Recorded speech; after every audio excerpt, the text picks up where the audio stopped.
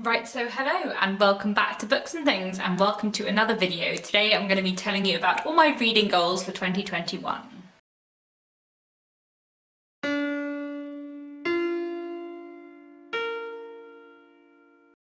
Here we are at the beginning of another year, the start of 2021, and I have many reading goals to talk to you about today. So I have 10 bigger, broader reading and booktube goals to go across the whole year, and then I also have 10 monthly reading prompts. This is something I started doing in 2019 and I really enjoyed it, and basically what I did was I sat down and I thought what would my ideal reading month look like, what would I be reading, and so I started doing that in 2019. I then mixed up the prompts a little bit in 2020 and then I have new prompts again in 2021, but before I get into those monthly reading prompts I will go through my bigger goals for you as well. So first off, the standard Goodreads reading challenge, or how many books I want to read this year. As I do every year, I have set my Goodreads goal at 100 books. But as I did last year and the year before, I have my Goodreads goal at 100 books, but I also have a personal goal of 150 books.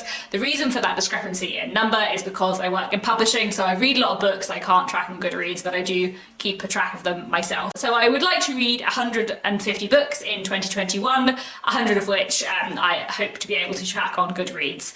But I do have another element to my overall number goal this year, which is that I do not want to read more than 200 books. So in 2020 I read 210 books, which is a lot and the most I've ever read, and I think possibly too many. I feel like in 2020 I put a lot of pressure on myself to read a lot because I wanted to get to more than 200 books because I hadn't before and I thought I could, and also because 2020 has been what 2020 has been. I have read a lot in 2020 and obviously I like reading and I want to read a lot, but I think on reflection more than 200 books is possibly too many. One, in terms of to keep in my head, and also I feel like when I'm getting to that amount of books then I'm thinking about the number of books I'm reading, not which books I'm reading. So what I'm saying is that in 2021 I would like to read between 150 and 200 books, but I do not really want to read more than 200 books. My second goal is to do with my physical TBR.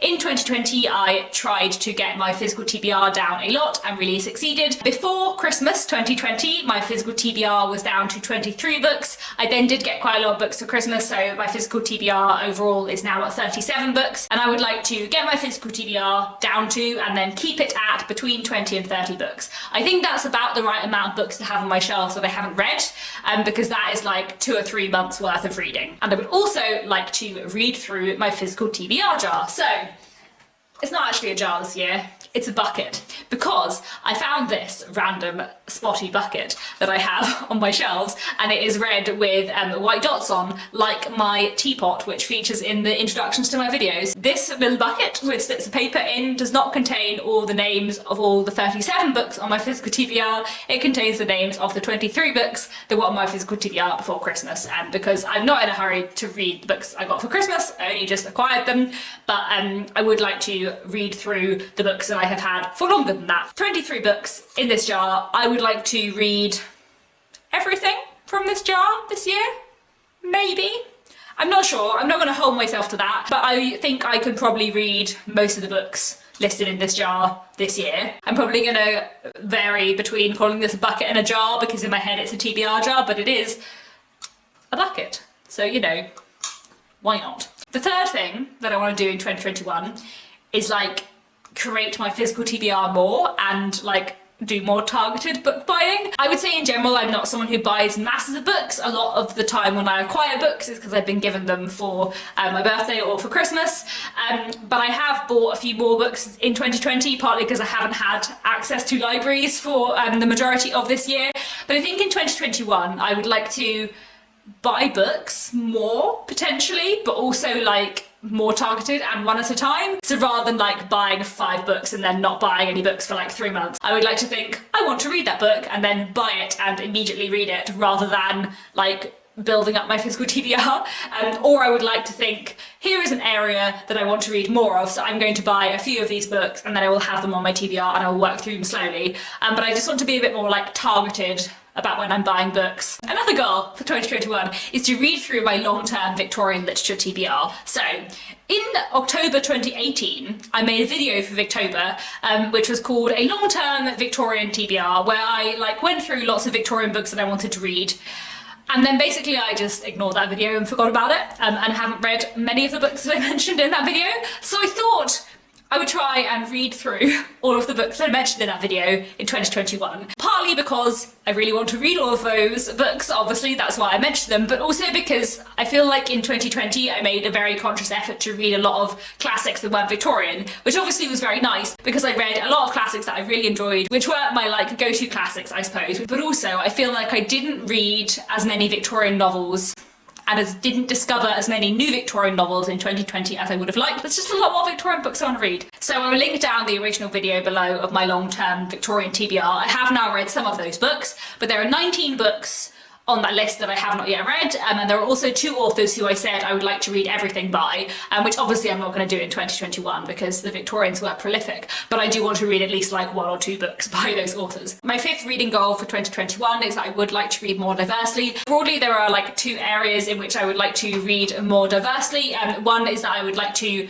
read more books by authors from different countries. I would say about 2/3 of what I read is by British authors, which is not that surprising considering I live in Britain and I work in Britain, I go to British bookshops, but also I work in the UK publishing industry, so obviously it is like relevant and important for me to read a lot of books published in the UK. But I also would like to read more books than I do by authors from different countries, and I would also like to read books by authors from a wider range of countries, and I'll talk about that a bit more in my monthly prompts as well. And then in general I would also like to try and read more books by writers of colour, and I have made a conscious effort to do that in the second half of 2020 especially, and I have read more books by authors of colour this year than I had previously, but I still feel like I can read more diversely. This is more of a like personal goal for me. I'm not going to talk about this too much on my channel. I don't really feel that's something I want to make into a tick box exercise, but I did just want to kind of mention it here because it's something I mentioned back in the summer as well. My 6th reading goal is to read more history books.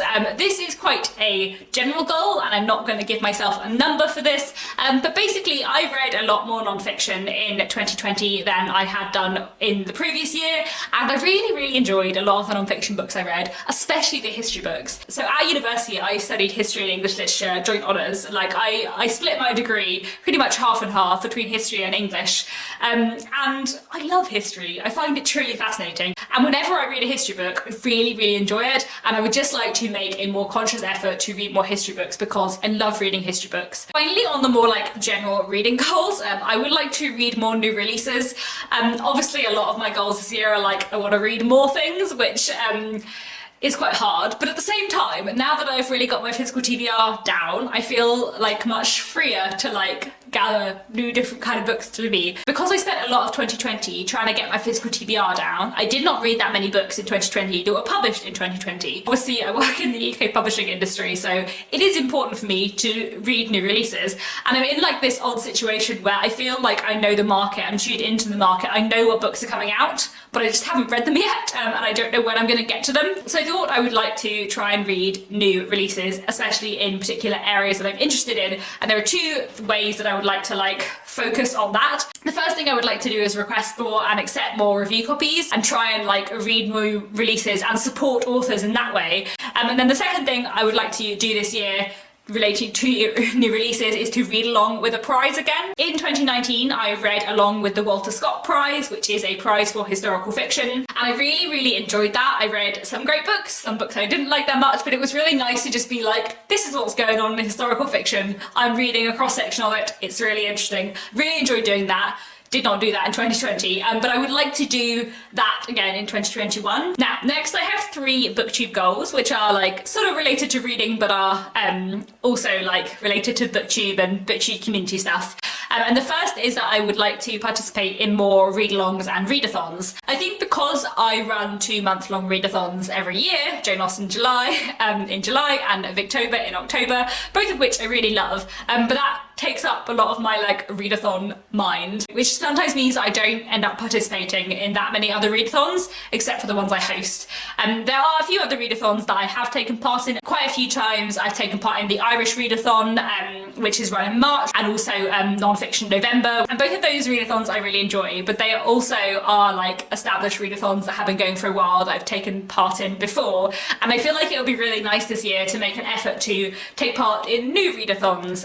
One fun, as in like new to me, ones I haven't participated in before, because that's fun and that's different, but also readathons that are happening for the first time, because actually like it is quite like a big deal to start a readathon. Like it's really fun, and having done it, it's really enjoyable, but also having started and hosted readathons before, like it makes such a difference if people take part, especially if other booktubers take part, because it just means you know that people are enjoying it and you can like see it more visibly, and that's really nice. So I would like to take part in more readathons, and I would like to like support and try and promote new readathons when I can.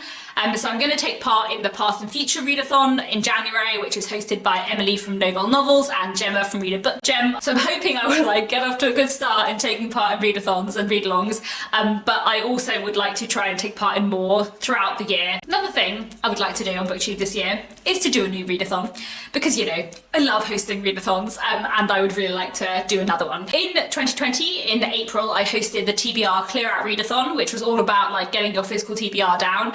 I really enjoyed that. It was a very low-key readathon, and it wasn't so intense as Victober and Jane Austen July, which I love, but are a lot more work. And I would like to do another readathon a bit like that, but not that. I don't want to do the TBR Clear Out Readathon again. I have so many ideas for readathons. Like I could fill a year full of month-long readathons. And I really love a month-long readathon. Like for me, a week or 2 weeks is just not long enough. Like I really want to sink my teeth into something and have a month-long readathon. I have so many ideas for them.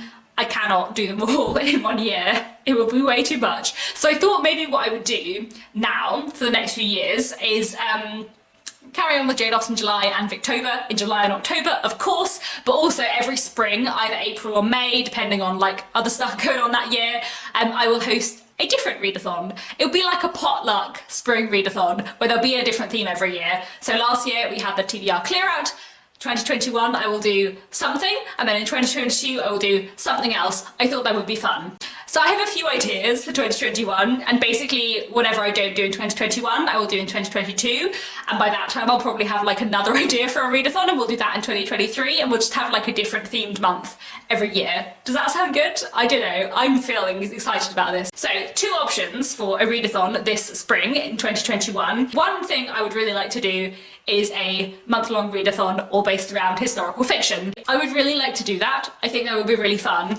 But the other idea I had, which I'm also really taken with, is a month-long readathon focused on literature published between 1900 and 1950, which is like my second favourite period in history when it comes to history and literature after the Victorian period. I'm fascinated by 1900 to 1950 and like all of the social change in that time, all the amazing books from that time. I think a readathon based around that time period would be really interesting. And if we went down that route, I'm not certain if that would be a 1900 to 1950 British literature readathon or a 1900 to 1950 anywhere literature readathon. I think probably the latter. Basically, I think my initial thought was to do a like 1900 to 1950 British literature readathon, because I am slightly more well versed in British literature from 1900 to 1950, and I feel like I can make more videos with recommendations and all of that stuff, and set the challenges better and things like that. But actually, if this is a low-key readathon, I'm not necessarily going to make tons of videos with recommendations and extra content and all of that stuff. And actually, I'm really interested in 1900 to 1950 everywhere, and also especially because Jane Austen July and Victober are obviously fairly like British literature focused, it might be nice to have a readathon of mine that was not. Basically, I can't decide in April or May whether I'm going to host a like contemporary historical fiction readathon or a 1900 to 1950 readathon. So tell me what you would like. I will probably make a proper poll of it at some point, but for now I'm just gonna gauge interest in the comments if you can tell me what you'd be interested in. And like I said, probably I'll do like one in 2021 and one in 2022, and we'll just see how that goes. I think that could be fun. My 10th broad goal, before I get on to my 10 monthly goals, I'm sorry if this video has been insanely long already, my 10th goal is to watch more Booktube. I'm subscribed to, I think, over 150 Booktubers. I watch a lot of Booktube. But I am always really behind on Booktube. My watch later playlist is usually between 150 and 200 videos long. I am usually watching someone's video a month after they posted it. I am so behind on Booktube always. And I think that means that I feel like I'm not engaged enough, and also it means like I miss announcements for readathons and read-alongs and stuff like that, and I feel like I'm not as involved as I would want to be. And I would like to stay on top of Booktube much more. I would like to watch videos as they come out, and I would like to prioritise watching Booktube over listening to audiobooks. I feel like this year especially I got a bit obsessed with like reading more than 200 books, and so would always like prioritize listening to an audiobook over watching Booktube, and I tend to do those like at a similar time, like if I'm exercising or if I'm cooking, and I got into a habit of automatically going for audiobooks over Booktube, and I would like to change that, and I feel like I really want to watch more Booktube and properly focus on it, because I love Booktube so much, and I love watching it, and I love being involved in it, and there are so many Booktubers who I really like, and I don't want to be watching people's videos 2 months after they posted them, or feel like I can't subscribe to too many new people because I've already got enough videos to watch. So I just want to make more time for Booktube watching in my life. Anyway, now onto my 10 monthly reading prompts. So many goals this year. Am I really going to be able to achieve all these goals? Probably not. So here is my little spreadsheet with my 10 monthly goals. So basically my idea behind this, as I said, is that this is what like a perfect month would look like. So I've put a few things on this list. Some of them are similar to previous years, some of them are a bit different. I have more prompts than last year, but I am not going to feel bad if I don't tick everything off every month. This is just like an ideal or an aim, and I also like it's perfectly fine for me to use one book for like 3 prompts.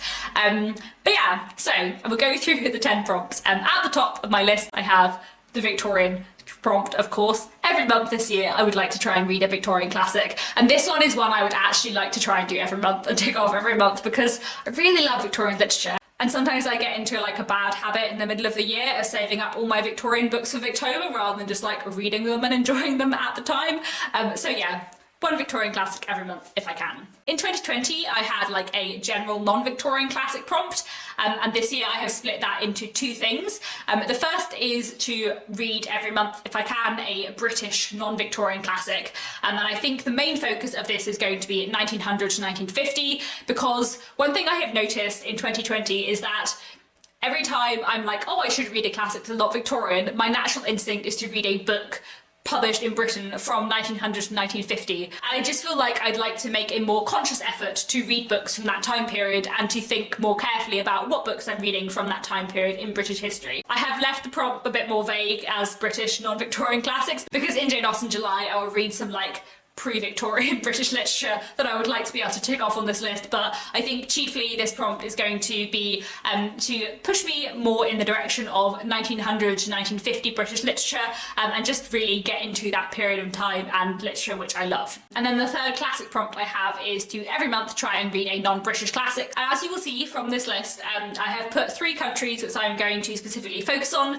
The reason for this is that like saying I want to read more non-British classics is just so broad, like that encompasses so many books, so many countries, so many time periods, and I thought actually if I do that I will just like I won't have a specific point to focus and I'll just read lots of random books rather than being like this is a thing I'm interested in, I'm going to focus on this area. So I thought what I would do is just pick 3 countries, all of which I'm interested in reading more classics from, and just try to focus specifically on those countries. That's not just what the prompt is. So if I read a classic from China or a classic from the US, I will still tick off this thing on my checklist, but I thought I would try and like give myself 3 countries to focus on. So I picked 3 countries with different histories from different continents, some of which I am more familiar with the classics of than others. So the 3 countries I've picked, which I'm going to try and read more classics from in 2021 are Japan, France and Brazil.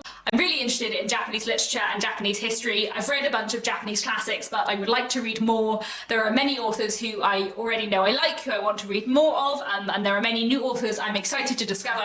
Then I've also put France on the list. I have read some French classics, and actually I read quite a few French classics in 2020. So again, I'm in the situation where there are some authors I know I want to read more of, and there are also a lot of authors who I have heard about who I haven't read anything by yet. Again, I'm very interested in French history. I studied French history quite a bit at university, and then I would also like to read more classics from Brazil. I have read very few classics from Brazil. I believe I have read 1, possibly 2, but when I was asking for recommendations for classics in translation back in the summer, I got so many recommendations for classics from Brazil, like literally like 20, 30 recommendations, which I think is because there are quite a lot of people who watch this channel who are from Brazil, and there were just so many books that sounded really good. So I thought I would put Brazil on my list for this year and try and focus on some classics from Brazil. This prompt is something I'm really excited about, and I feel like this is going to be one of my main focuses for 2021, if I can manage it. I'm going to see how this goes this year, and if I like this and doing this, then I will do the same next year, but with 3 different countries. If I don't feel like it's working, then maybe I will pick like a 50-year period instead and try and read classics from all over the world in that time period. I'm not sure, but I think for now, I would like to focus this year on those 3 countries and just see how many classics I can read from them. So leave me down below, please, in the comments your recommendations for Japanese, Brazilian and French classics. That would be much appreciated. Thank you very much. On to the modern prompts. Every month I would like to try and read a historical fiction novel. I love historical fiction. I just love books about the past because history is one of my favourite things. So I would like to try and read a historical book every month. I would also like to try and read a commercial women's fiction novel every month. This is because the area of publishing I work in is sort of like from commercial women's fiction up to literary and reading group fiction. I actually really enjoy commercial women's fiction, and it is important for me to read more of it for work, so I would like to try and read a commercial women's fiction novel every month. And then I also have like a modern fiction other, so I would like to read some modern fiction that is not historical fiction or commercial women's fiction every month. I feel like this will mostly be like literary and reading group contemporary fiction, but also like sci-fi or fantasy or crime, just something that isn't historical or commercial women's fiction. And then again, for my modern prompts, I would also like to try and read a contemporary book that isn't from Britain every month. This may well cross over with the other things. It might be a historical fiction written by someone who's not from Britain, or a commercial women's fiction novel, etc. But basically, as I mentioned earlier, I would like to try and expand even more the like range of countries I'm reading from, and less instinctively just pick up British literature. My 8th monthly prompt is to read something that is not a novel. So this could be a non-fiction book, it could be a play or a collection of poetry, short stories. This can be either a classic work or a piece of contemporary literature, so this might tick off one of the other prompts too. But I just think that my natural instinct, my natural go-to thing to pick up is a novel, but actually I really enjoy non-fiction, especially history books, as I've already mentioned. I really enjoy collections of short stories. I really enjoy some poetry when I pick it up. I really like reading plays, and I just think that I would like to try and read something every month that is not a novel. My 9th prompt is that every month I would like to pick a random book from my TBR jar/bucket and read that month. And my final prompt is that I would like to try and reread something every month. And I'm not sure if I will manage this because I feel like it's the least prioritised one of the rest of the prompts. But I really enjoy rereading when I do it, and I feel like often I end up rereading a lot in readathons, like Jane Austen July and Victober, and actually not that much throughout the rest of the year, even though I really enjoy rereading. And I'm also the kind of person who, because I read a lot, and because some of my favourite books are books that I read quite a while ago, I feel like I can't be certain that a favourite book is still a favourite book unless I've read it quite recently. So when I reached 10,000 subscribers a little while ago now, I made a series of like favourites videos talking about my top 10 favourite books in a lot of different categories. And then I also made, in Victober 2020, a video of my top favourite Victorian novels. And all the books that I mentioned in my favourites week for reaching 10,000 subscribers and my top 25 favourite Victorian novels, I would like to reread all of them at some point in the next year or two. Especially the ones that I haven't read like for quite a while. So some of these are books that I've read for the first time or I've reread since 2018 or 2019, and then I don't really feel the need to reread them. But if they're books that I haven't read like over the last 3 or 4 years, I would like to reread them. So I'm going to make a proper list of all those books that I would like to reread, and then I'm going to try and work through some of them this year. We'll see how this goes. Like I said, I feel like I'm not going to prioritise this as much as some of the other goals, but I feel like this could be fun. Those are my reading goals for 2021. There are a lot. I have many plans, many goals, many projects. I'm quite excited about all of these, but it's possibly too much to fit into 1 year. I feel like now that I've really got my physical TBR down, it does free me to pursue a lot more like reading projects and reading goals. However, that may mean I've gone overboard, but we'll see. I'm excited. I have many plans. We'll see how it all goes. That is it for now. Please let me know down in the comments many things. Please let me know your recommendations of Japanese, Brazilian and French classics. Please let me know whether you would like best a historical fiction readathon or a 1900s and 1950s readathon. And please let me know what your bookish goals are for 2021. And that is it for now. Thank you so much for watching, and I'll be back very soon with another bookish video.